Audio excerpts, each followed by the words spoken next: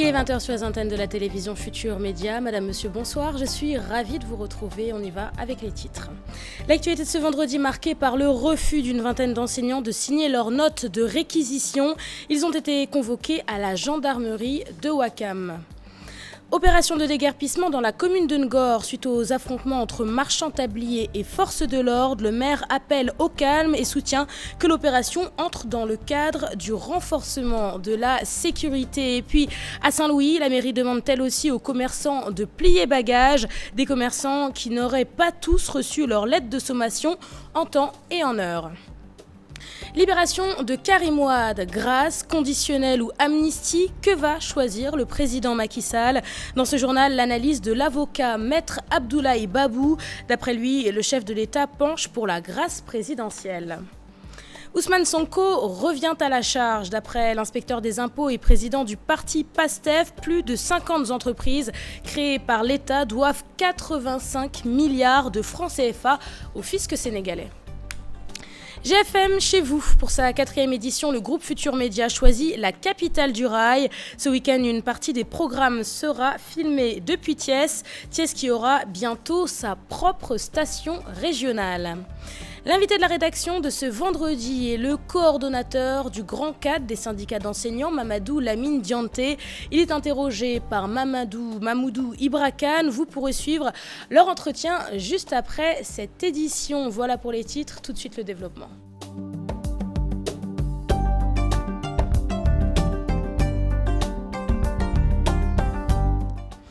Bienvenue à tous et merci de vous informer sur la télévision Futur Média. Au lycée de Ouakam, une vingtaine d'enseignants a refusé de réceptionner les réquisitions servies par le gouverneur de la région de Dakar. Convoqués à la gendarmerie de Ouakam, ils sont restés sur leur position et ont refusé d'obtempérer.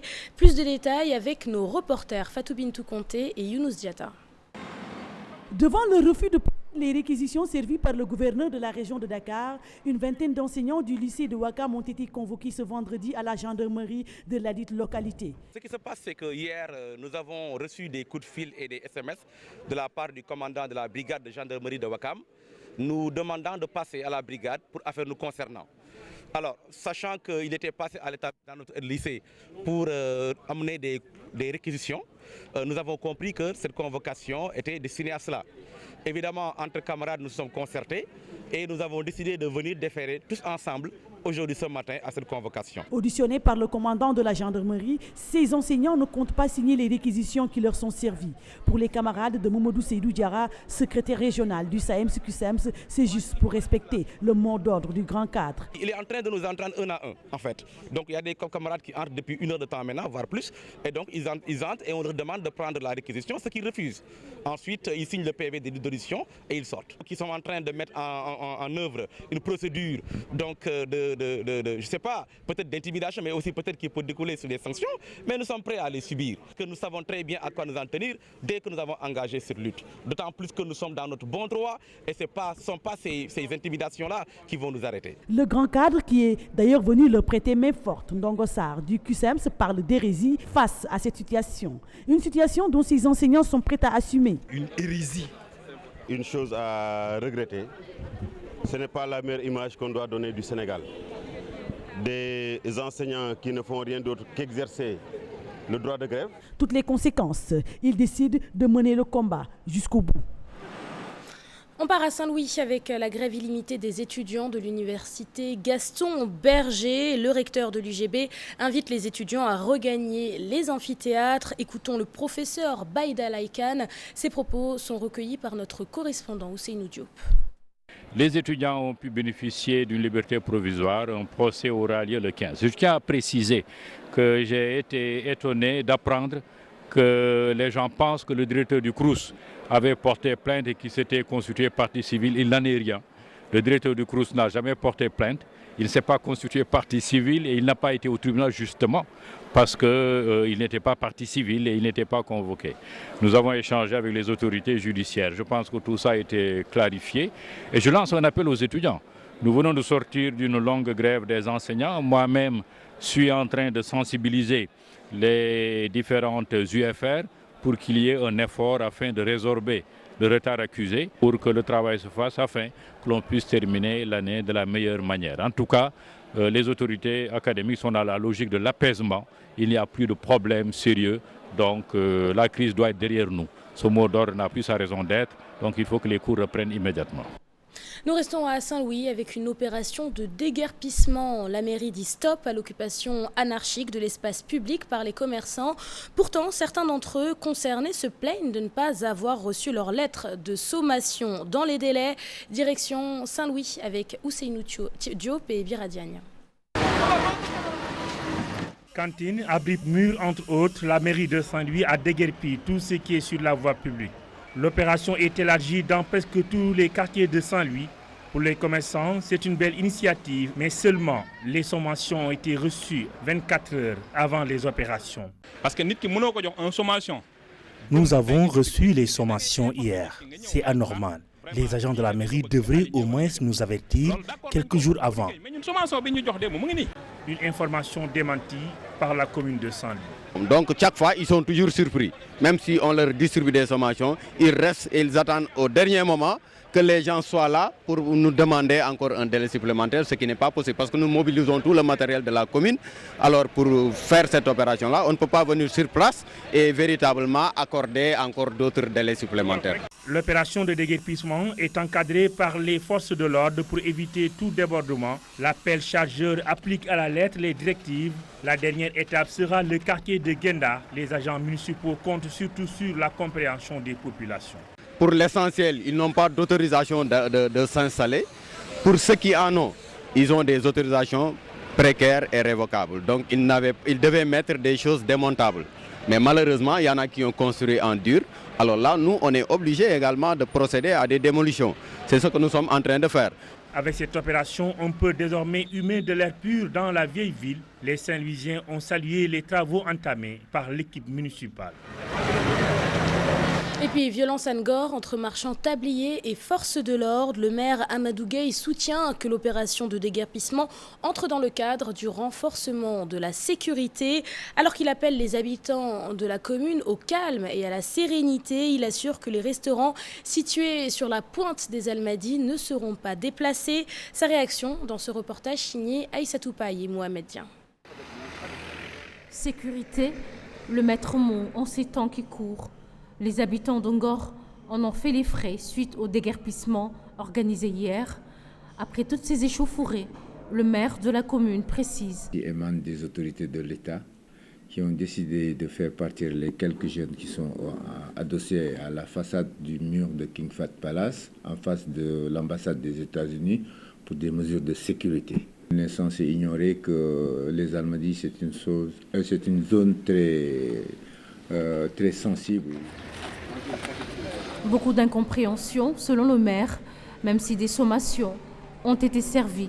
À qui de droit? Les sommations, il y a 2 jours, c'était pour 72 heures.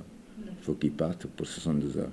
Quelqu'un qui est installé pendant 20 ans, on lui dit d'aller dégager dans 72 heures. Peut-être que le temps qu'on lui a donné n'est pas suffisant pour qu'il puisse prendre toutes ses affaires et partir. Donc, c'est la seule chose que je déplore là-dessus. Mais on ne conteste pas le fait qu'ils doivent partir pour des problèmes de sécurité. S'il est clair que des problèmes de sécurité se posent, Amadou Gueye rassure une fois de plus les Ngorois sur certaines rumeurs qui circulent. Je peux vous rassurer que ceci est totalement faux et erroné. Il n'y a aucune base qui est prévue aux Almadies. Les restaurants vont rester là-bas jusqu'à nouvel ordre.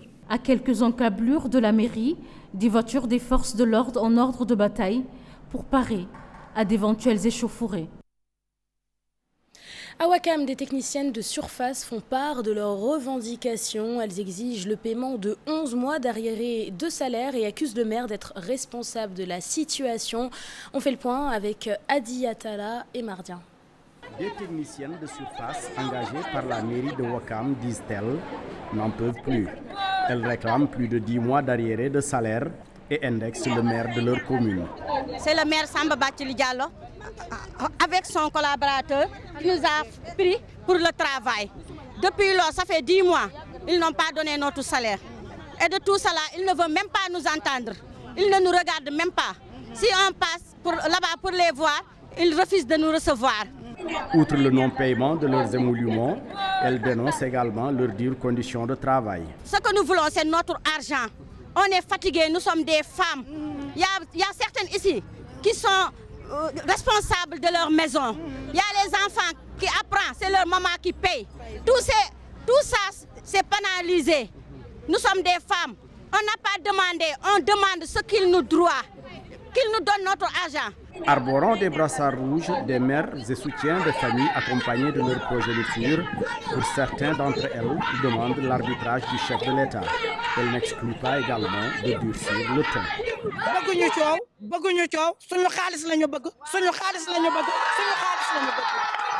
Et puis à présent, la réponse du maire de Ouakam, Samba Bathily Diallo, assure que ces techniciennes de surface ne sont pas employées par sa commune.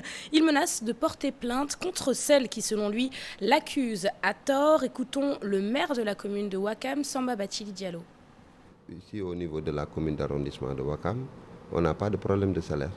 Les salaires sont payés régulièrement. Et je m'étonne que des personnes puissent dire que la commune leur doit quelque chose. De toutes les façons, les états de salaire sont là. J'ai arrêté ceux qui faisaient le balayage au niveau des principales rues de Ouakam. Je les ai arrêtés depuis le mois de décembre. Et je pense que jusqu'au mois de décembre, ils ont perçu leur salaire. Maintenant, les autres techniciens de surface qui sont au niveau de l'hôtel de ville, au niveau du centre de santé, du poste de santé, du poste de santé, du foyer des jeunes, etc. Ces gens perçoivent. Je vais demander à mon avocat d'assigner ces personnes en justice. À Ziguinchor, les agents de santé durcissent le ton. En sit-in devant la mairie et munis de brassards rouges, ils réclament à la municipalité leur fonds de dotation sur la période de l'année 2013 à l'année 2016. La mairie, elle, se défend d'avoir respecté ses engagements. Boubacar Diassi, notre correspondant à Ziguinchor, nous en dit plus. Sit-in à la mairie de Ziguinchor, les agents en service dans les structures de santé de la commune ont aussi arboré des brassards rouges. En voici les raisons. Nous sommes venus protester contre la disparition de nos fonds de dotation depuis 2013. Parce que depuis 2013 jusqu'à aujourd'hui, particulièrement dans la commune de Ziguinchor, nos fonds de dotation, nous ne savons pas où est-ce qu'ils sont. Alors, on voudrait être édifiés. Dans le fonctionnement des communes, il y a une ligne budgétaire de la commune même qui est allouée au secteur de la santé. Les fonds de dotation, c'est pour régler beaucoup de problèmes au niveau de la santé. Ça va nous permettre d'acheter les médicaments. On a du personnel qu'on doit payer. Le secrétaire général de la mairie de Ziguinchor réagit à ce mouvement d'humeur. C'est une réaction d'abord de surprise, d'étonnement, mais surtout de regret. De regret par rapport à la démarche. Le fait de se réveiller au bon jour, sans préavis. La deuxième chose, c'est que, vu la manière dont ils se sont comportés, cela pourrait laisser croire qu'il y a une crise au niveau des structures de santé à Ziguinchor. Ce qui n'est pas le cas. Ce qui est loin d'être le cas d'ailleurs. Parce que la ville de Ziguinchor, la commune de Ziguinchor, fait partie de l'une des communes du Sénégal qui prend et qui honore ses engagements vis-à-vis de ces établissements sanitaires. Au moment où je vous parle, presque 80% du personnel de ces établissements sont pris en charge par la commune. Il n'y a pas de retard de salaire. C'est la première fois que les agents de santé de la commune de Ziguinchor se font entendre de cette manière.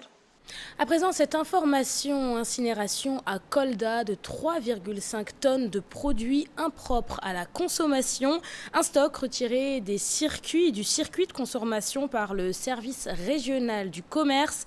Les autorités appellent les populations à redoubler de vigilance.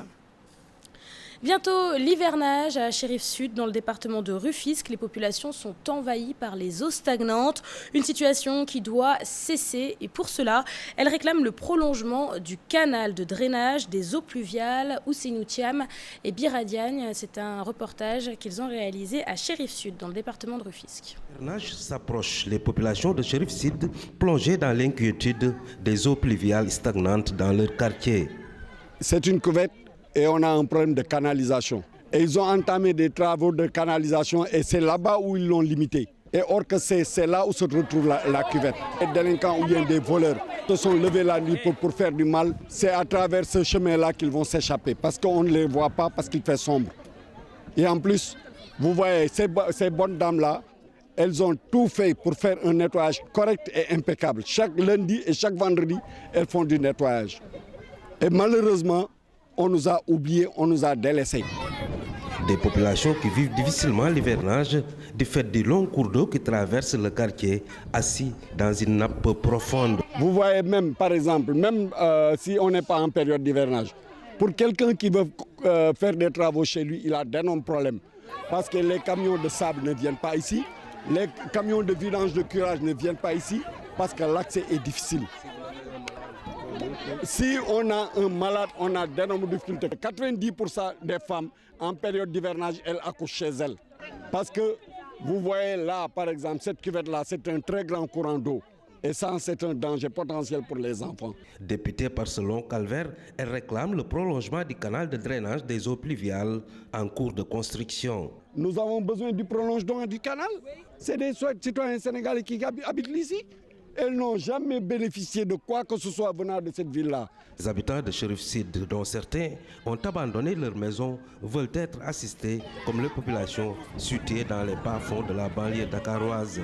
Je vous l'annonçais en titre, 85 milliards de francs CFA, c'est la somme que doivent une cinquantaine d'entreprises ou d'agences créées par l'État au fisc sénégalais. Contrairement aux chiffres annoncés par le président de l'Assemblée nationale, le Parlement cumule une dette de 2,5 milliards de francs CFA. Des chiffres annoncés par Ousmane Sonko, président du parti PASTEF. Il a partagé un document accessible sur le site du ministère de l'économie, des finances et du plan. Écoutons-le, ses propos sont recueillis par Pape Faraning. Ce document est assez révélateur de la situation parce qu'on y découvre pas mal d'organes qui n'existent plus d'ailleurs. On y fait la situation des dettes fiscales, des sociétés nationales, agences et établissements publics.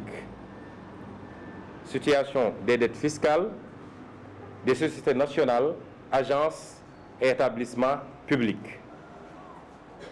Et le ministère y a listé plus de 50 entreprises publiques ou parapubliques ou des agences dont le cumul de la dette fiscale s'établit à 85 milliards 506 868 861 francs CFA, qui représente la dette fiscale, l'ardoise fiscale des entreprises publiques, parapubliques et des agences. Évidemment, vous y retrouvez notre valeureuse Assemblée nationale.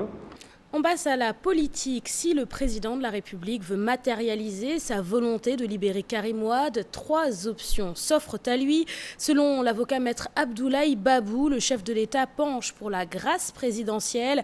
Mais alors, si Karim Wade est gracié, pourra-t-il être candidat aux élections présidentielles?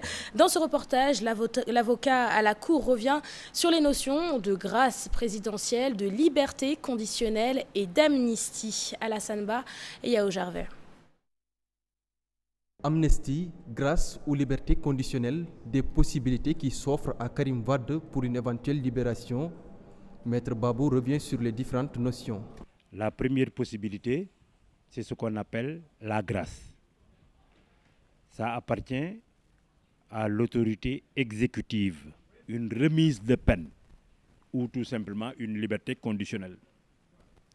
Cette possibilité appartient au juge d'application des peines.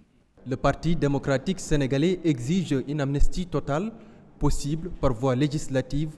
Dans ce cas, Karim Wade ne sera poursuivi pour rien. L'amnistie efface complètement tout ce qui a été fait. Vous vous souvenez dans l'histoire du Sénégal, la loi Ezzan. Maître Babou a son idée sur la sortie du chef de l'État. Le président de la République donne une direction.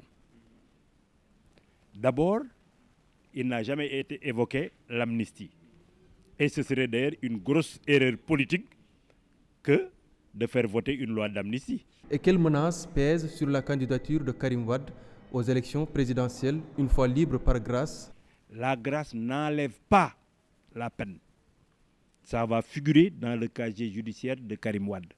Or, pour être candidat à l'élection présidentielle, il faut produire le bulletin numéro 3 du casier judiciaire qui contient les condamnations.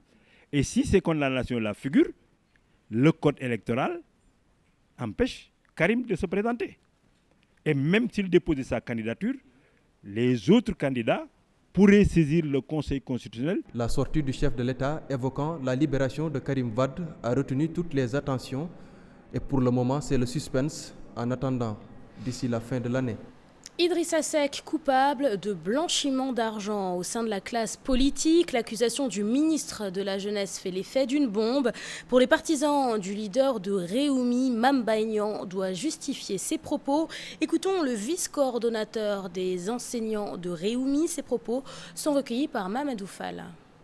Aujourd'hui que le peuple sénégalais a découvert que le complot est là, que la conspiration est là, ils n'ont qu'autre chose qu'à dire des contre-vérités, à insulter. Je demande au ministre Mame Mbaye Niang, s'il a vraiment des choses sur Idrissa, il n'a qu'à saisir la justice de notre pays au lieu de nous tympaniser.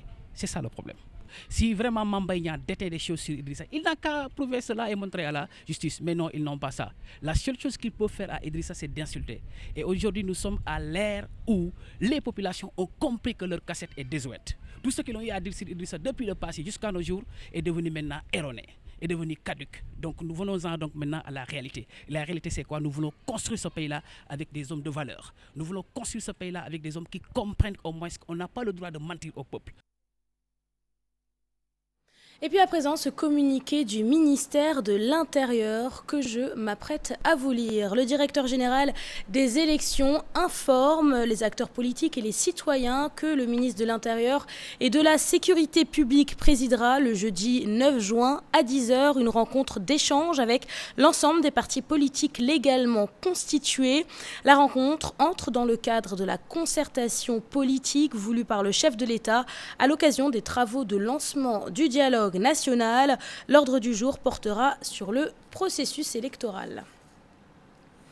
On parle de toute autre chose à présent, de meilleures conditions de travail pour les producteurs de lait. C'est la promesse du ministre de l'Élevage et des productions animales qui s'exprimait à l'occasion de la 16e édition de la Journée mondiale du lait. Ça s'est passé à Dara.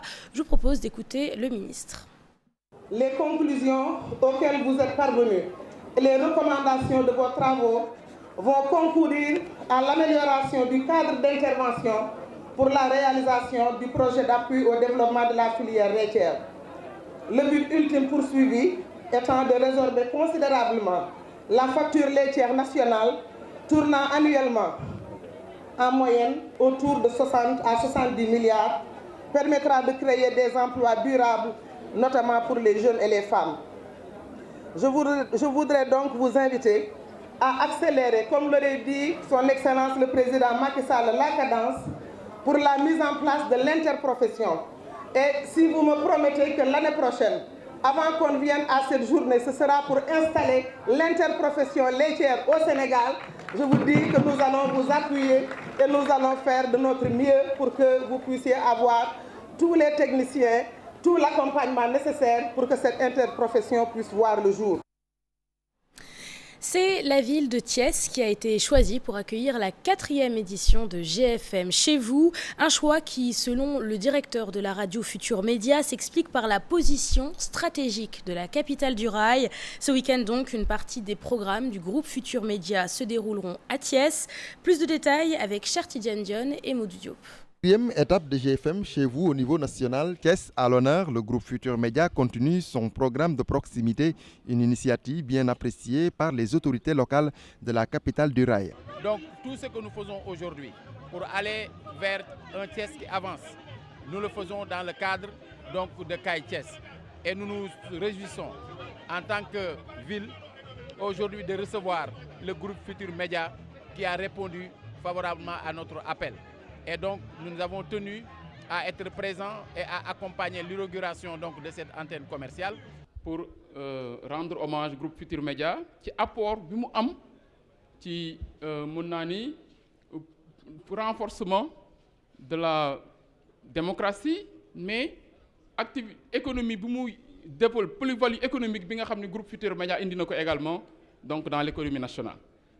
Donc Thiès, la terre religieuse, mais aussi Thiès, la terre de refus. Ma pensée à Lat Dior, Ngoné Latyr Diop, aux vaillants cheminots, bout de bois de Dieu,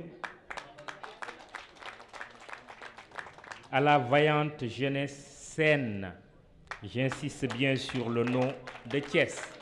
Au cours de la cérémonie d'ouverture de l'espace commercial du groupe Leader, les interlocuteurs se réjouissent de la richesse des grilles des programmes des différents supports de communication de masse du groupe GFM. J'écoute toutes les émissions de la GFM. Et effectivement, je me rends compte que toutes les émissions sont teintées de professionnalisme et de qualité. Vous avez, quelqu'un l'a dit tantôt, réunis, vous avez eu la magie avec le professionnalisme qu'il faut, puis réunir dans votre groupe notamment des personnes performantes dans leur domaine de compétences, que ce soit dans l'animation, que ce soit dans l'information, que ce soit dans le domaine sport. Vous avez vraiment des gens qui sont à la pointe.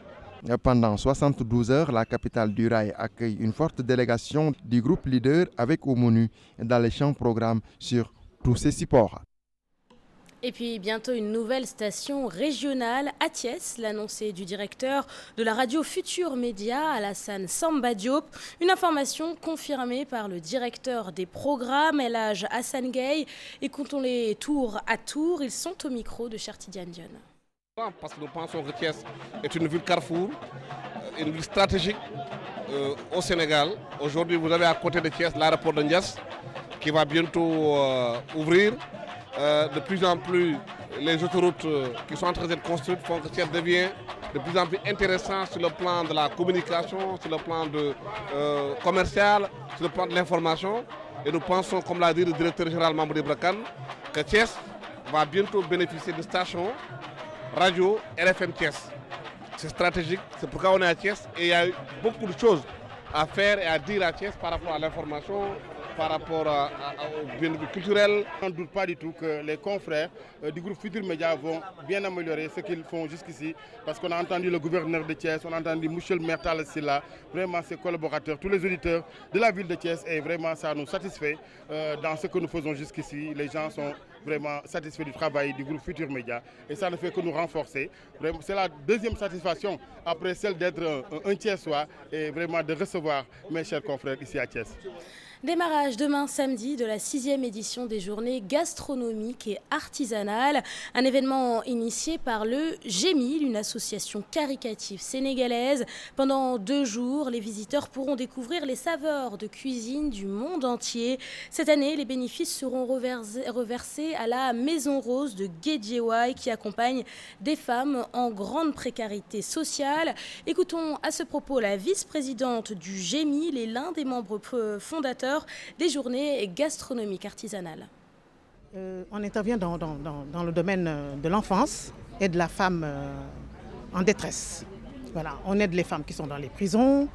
Et là, présentement, c'est pour la Maison Rose.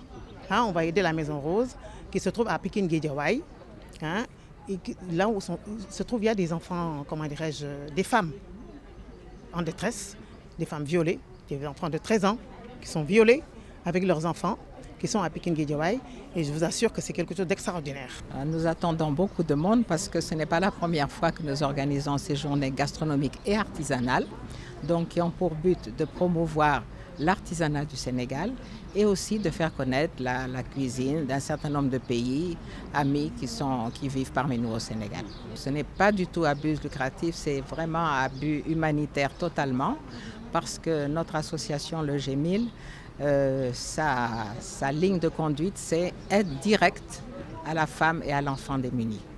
L'intégralité des sommes que nous récoltons à travers nos manifestations sont versées dans leur intégralité aux structures que nous ciblons.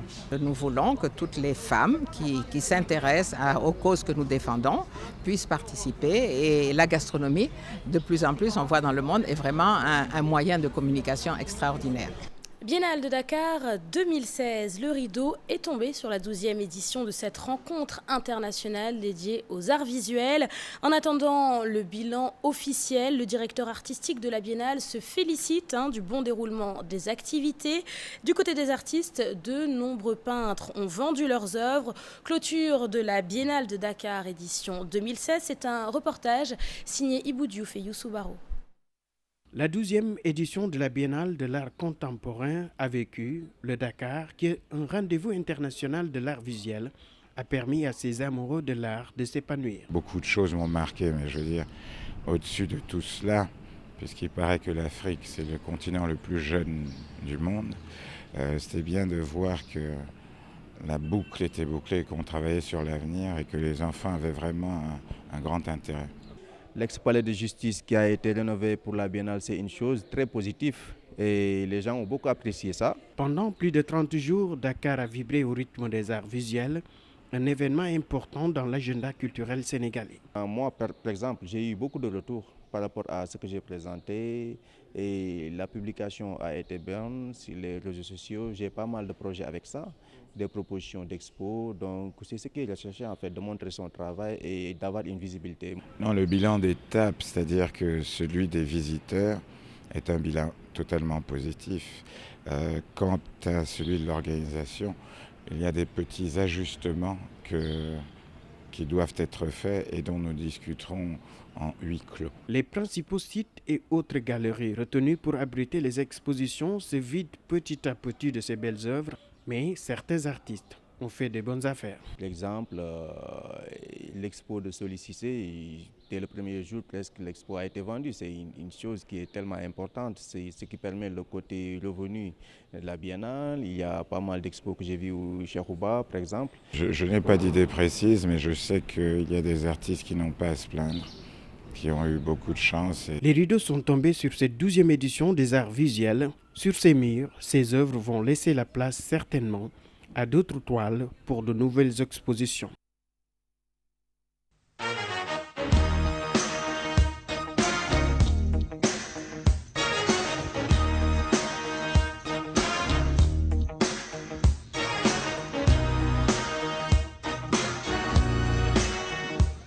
Football, les nouvelles lois du jeu sont entrées en vigueur ce 1er juin. Au Sénégal, ce sera à partir de la saison prochaine pour les compétitions nationales. Nos reporters, Chertidiane Diao et Younous Diatta, ont rencontré le président de la Ligue sénégalaise de football professionnel. Il revient sur les changements majeurs dans ce reportage. Elles sont entrées en vigueur depuis ce 1er juin. Une précision. Pour le moment, seules les rencontres internationaux sont concernées. On ne change pas d'attelage au milieu du gué. Le championnat du Sénégal et la Coupe du Sénégal vont être joués et s'achever sur la base des règles que nous avions au moment du démarrage du championnat. Les différentes modifications qui ont été apportées ne sont valables à partir du 1er juin que pour les compétitions internationales. Le président de la Ligue de football professionnel sénégalais revient sur les changements. Le coup d'envoi peut être joué en arrière au lieu d'être systématiquement joué vers l'avant. Il y a également le fait que sur les coups francs indirects, dès lors que le ballon est touché, dès lors que le ballon bouge, c'est joué. Il y a également, pour l'essentiel, le principe de la triple peine, notamment dans les situations d'attaque ou de défense avec le dernier défenseur, où il y avait systématiquement un carton rouge, un coup franc, et également derrière, conséquence du carton rouge, une suspension qui n'est plus effectivement systématiquement appliquée. Sur la règle de la double peine, Sayer Seck émet des réserves. Quand on est en situation de 1 contre 1, systématiquement maintenant, du fait qu'il n'y a qu'un carton jaune, le défenseur retiendra l'attaquant. C'est de manière systématique. Et ça, c'est fait pour tuer effectivement les offensives et réduire le nombre de buts. Avec ces nouvelles règles dans le football, les amateurs espèrent encore plus profiter du sport roi.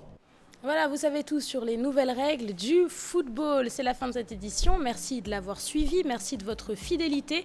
Je vous souhaite un bon début de week-end. Je vous donne rendez-vous demain à 20h pour le journal et je vous laisse avec Bouba qui assure la permanence. Bonsoir Bouba. Bonsoir Léa. Et toi, excellent week-end à toi également. Elle sera là pour tenir l'antenne, pour vous informer sur la télévision Futur Média. L'invité de la rédaction arrive dans un instant, juste après ceci. À tout de suite.